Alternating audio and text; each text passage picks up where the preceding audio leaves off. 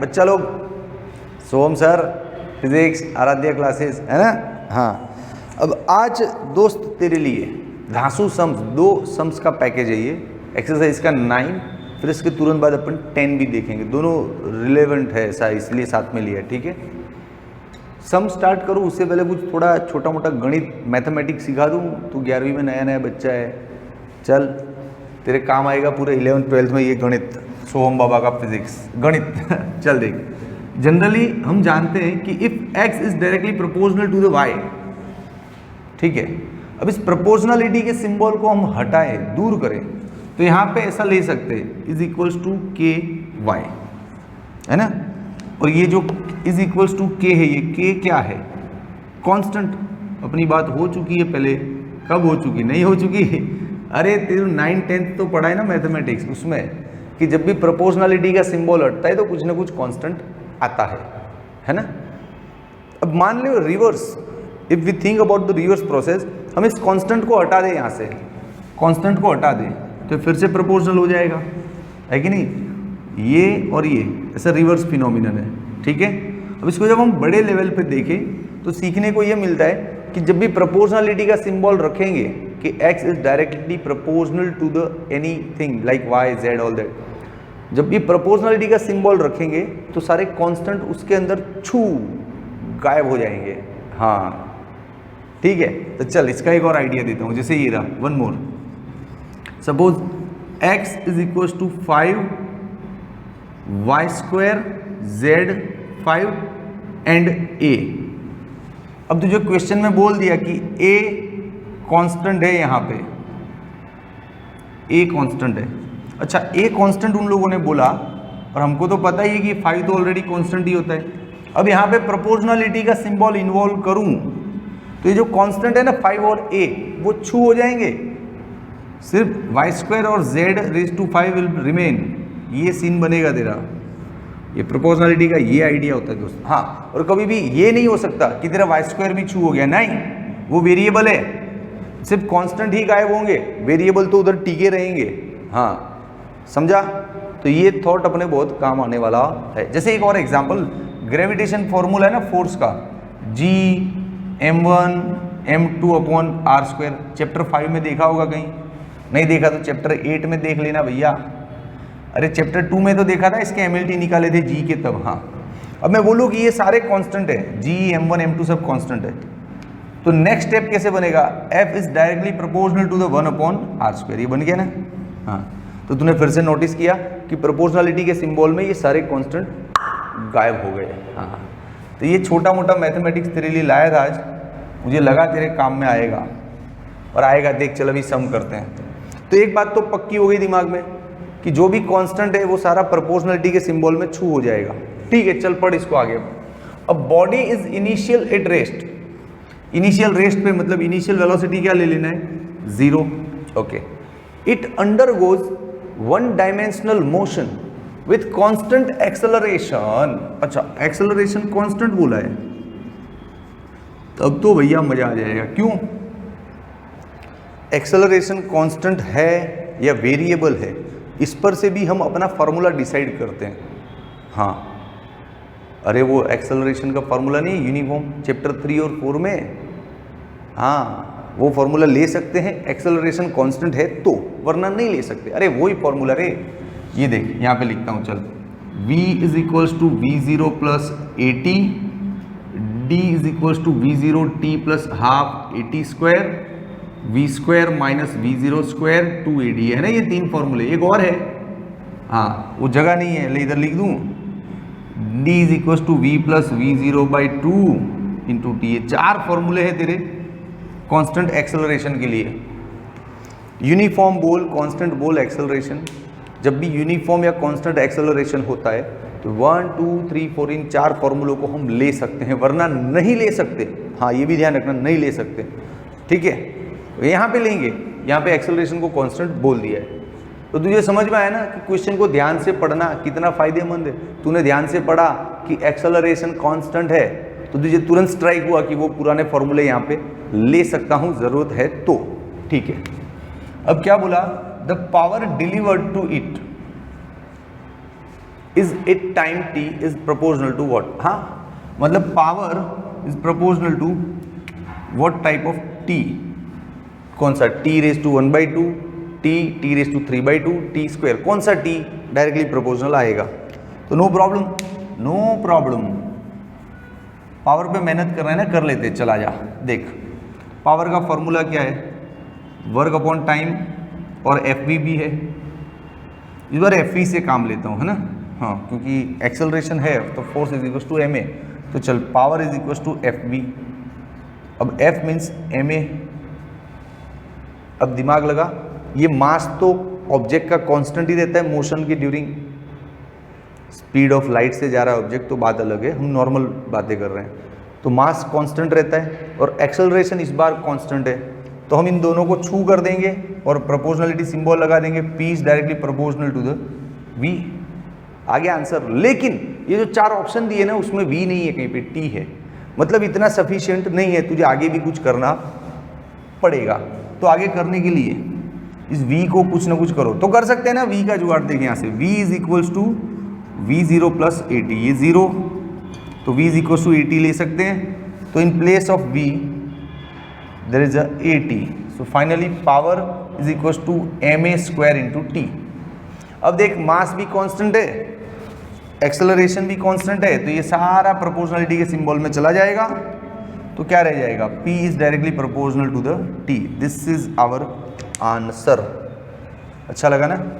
अरे लगेगा ना, शुभम सर ने पूरा जान डाल दिया अपना। अब देखने में तुझे क्या लग रहा है कि सर 2-3 स्टेप का तो सम है, लेकिन मैं सीधा यहाँ से यहाँ सॉल्व करके लिख देता, तुझे मजा आता, तुझे उतना फील होता, एक्सप्लेनेशन में नहीं मजा आता ना। ये सारा पूरा प्रॉपर पिक्चर दिमाग में चलना चाहिए, तब फिजिक्स के सम्स इजी होते हैं। तू स्क्रीनशॉट ले ले, एक और देता हूँ तेरे को, ये वाला आंसर आएगा T, है ना। चल स्क्रीनशॉट ले ले, 1 2 and 3।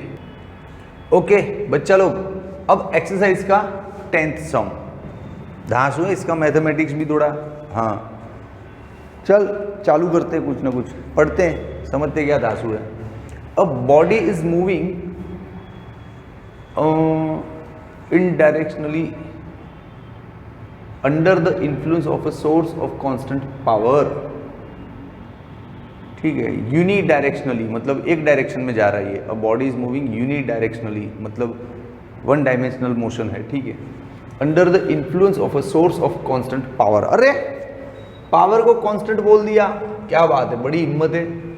मतलब पावर ये प्रोपोर्शनलिटी के सिंबल में गायब हो जाएगा कहीं भी आया तो इक्वेशन के अंदर, ये याद रखना, ठीक है। चल, its displacement in time t is proportional to what, अरे वाह, displacement is proportional to t in what format, either it is 1/2 और t 3/2 और t स्क्वायर, क्या फॉर्मेट में t आएगा, मतलब अपना फोकस डिस्प्लेसमेंट पे है।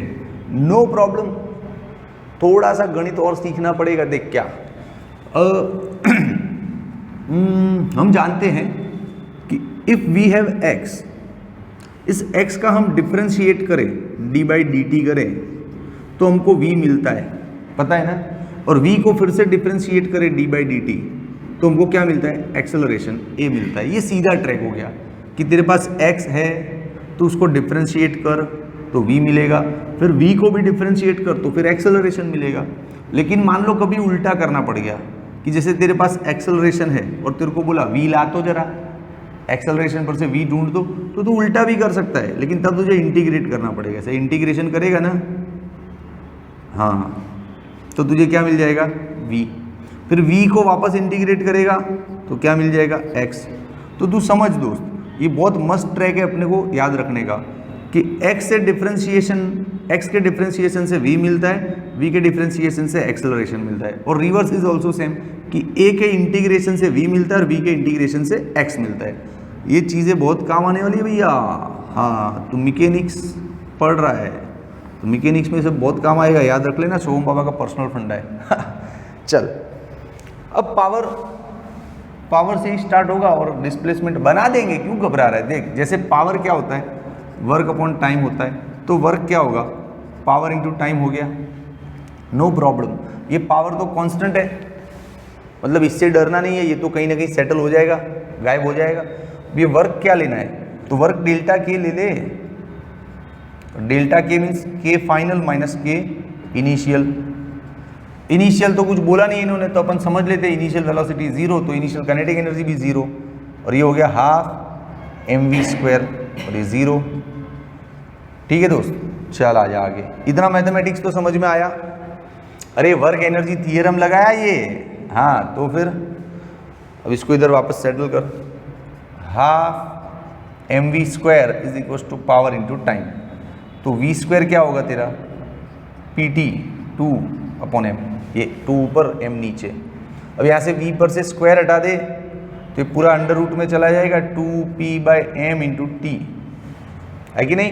अब तेरे पास v आ गया है देख, और तुझे पहुंचना कहाँ है x पे, तो तुरंत दिमाग में स्ट्राइक होना मांगता है कि अपन v तक पहुंच गए हैं, अब v पर से x पे जाना है, मतलब अपने को उल्टा जाना है।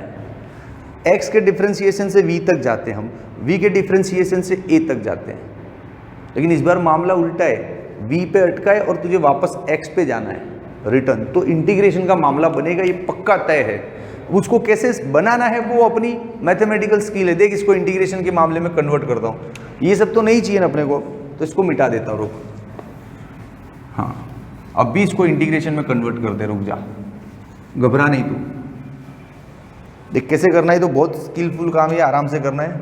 यहाँ पे लेते बड़े लेवल पे, चल आजा। v is equal to √2p/m और रूट में ही t है, लेकिन t को थोड़ा अलग से लिख रहा हूँ क्योंकि वो वेरिएबल है ना, तो उसके साथ कुछ ना कुछ करेंगे अपन। ये सारा तो कांस्टेंट है 2pm, अभी प्रोपोर्शनलिटी लगाऊंगा ना तो ये सब गायब हो जाएंगे। हाँ चल देख इसको इंटीग्रेशन कैसे करना है, तो v की जगह पे अपन dx/dt लिख सकते हैं।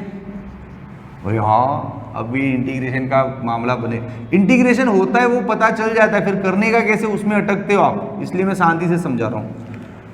v आ गया है और जाना है x पे, मतलब मामला उल्टा है, तो इंटीग्रेशन का केस है। लेकिन इंटीग्रेशन अप्लाई कैसे करूँ, तो वही सिखा रहा हूँ ना, रुक 2 स्टेप में भी दिखेगा।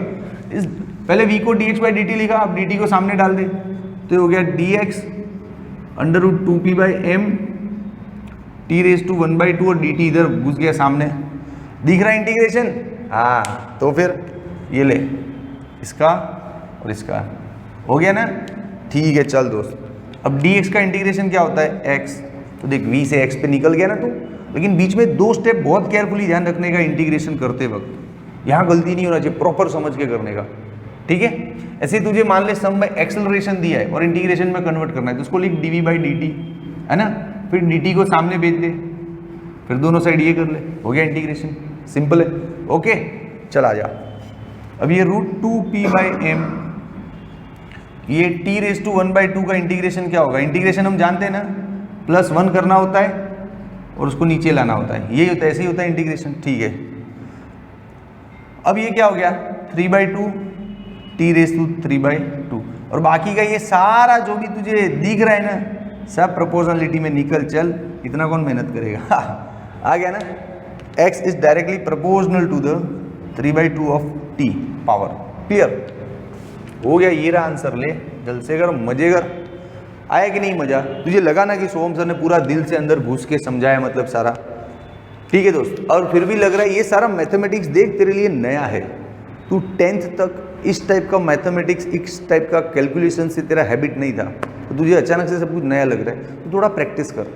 और जो मेरे वर्ड्स बोले गए ना, जो सेंटेंस बोले हैं मैंने, उनको नोट डाउन कर और उन सेंटेंस पे सोचा कर कि सर ने ये क्यों लिया, ये क्यों लिया, ये हर चीज़ में अपने आप से क्वेश्चनिंग किया कर, तो ये सारी चीज़ें ऐसी मजबूत हो जाएगी ना दोस्त, तुझे सब इजी लगेगा, ऐसे लगेगा जैसे 4th-5th स्टैंडर्ड का मैथ्स है, इतना ईजी है, ठीक है। और अच्छा लगा तो कमेंट में लिख दोस्त। Okay take care, bye.